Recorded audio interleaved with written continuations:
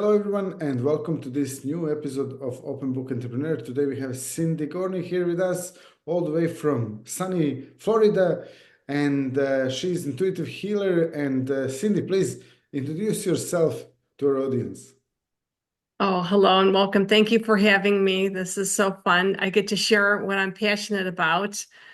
I learned, way back in 2017 that it was a gift to have dead people speak to me, and it's progressed immensely. And I'm a sponge sucking up everything I can, from parasite cleanses to readings to conscious language, body electronics. It's never going to end.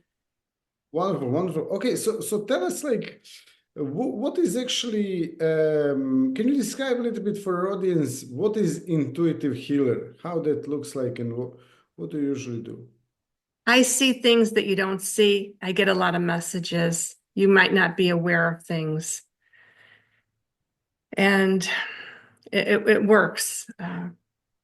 Nice. And can you just give us some examples from your clients, or how, what they went through and what they experienced, or what are their challenges, and what happens after they work with you?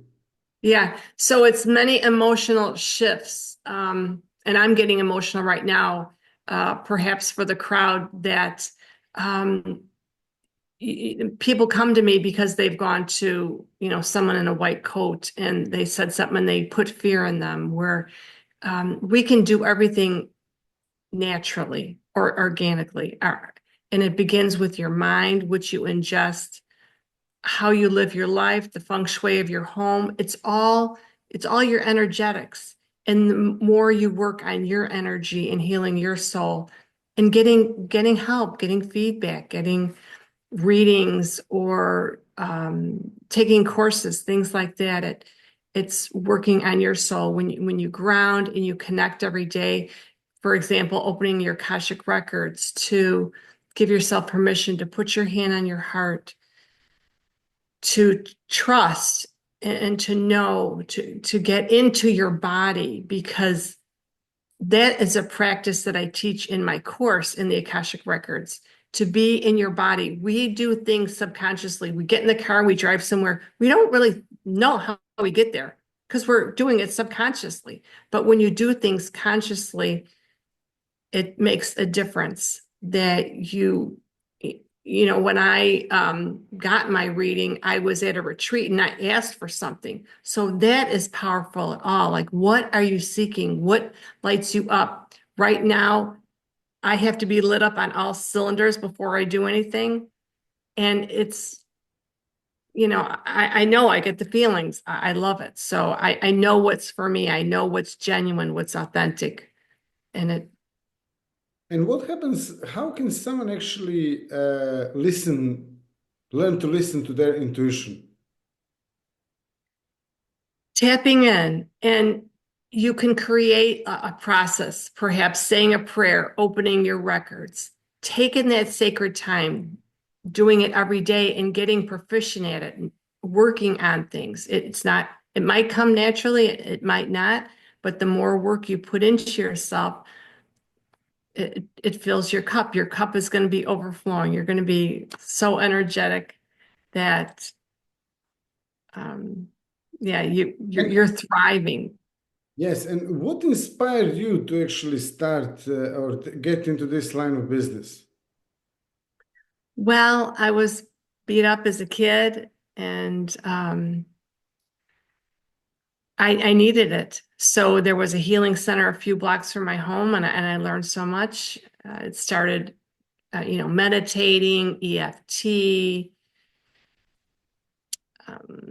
and then I was at the retreat. I received the reading. I was asking for things. That was the big major highlight. It's life changing. Definitely. And what someone can expect when they start sort of like either their healing journey, or what can you give us some maybe advice or tips on how someone who is actually at the beginning of their healing journey, or tried so many different things, how they can actually find solutions, where they need to look for those. Get into their body and get into what they want to feel. To be alignment, it's like I said, it's what you think, it's what you say, it's what you do, what you eat, how you spend your time. And you might want to disconnect from the television, relationships, things like that, because you're growing, healing, evolving. You have to give yourself permission to let go of something and to bring something else in. Great. Yeah, absolutely. And then on top of that, if someone wants to actually find out a little bit more about what you do or connect to you or how they can do that. Well, my website's under construction. I'm changing everything, my name. I'm getting, elegance and grace with Cindy. I'm not sure how that's going to all spin out, but just go to cindysgorney@gmail.com. You could find me, or I'm on all the social media platforms. Okay, great. And then what's one tip that you can share with our audience about what you do? To forgiveness is the key, and it doesn't matter what happened.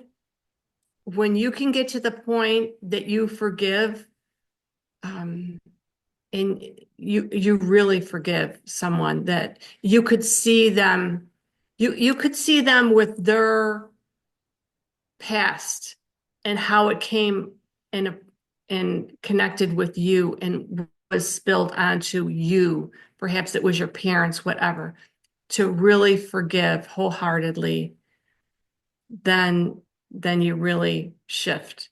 And there's many steps along that way. And we kind of are stubborn and dig our heels in, but it is the most powerful thing that you can do, is to see God's love in their eyes and what they went through. And how can someone actually learn to forgive? When you see that they are doing the best they can with the tools that they had and what was in their DNA and how they grew up and how their life evolved and how they've crossed over and now they're all over you. And what's the benefit of forgiveness? Because it's in you. When you have anger and frustration in you, you're not in alignment. That is feeding something, and it could come up with a shoulder, a back, hips. Pain in your body will represent something from your past. So it's cleared physically, mentally, in your heart, in every cell of your body. Great. Yeah. Thank you so much for sharing your story. Thank you for sharing these tips and knowledge as well. Thank you for watching and listening. If you like this episode, drop us a like and also subscribe. And yeah, see you all in the next episode. All the best and bye bye.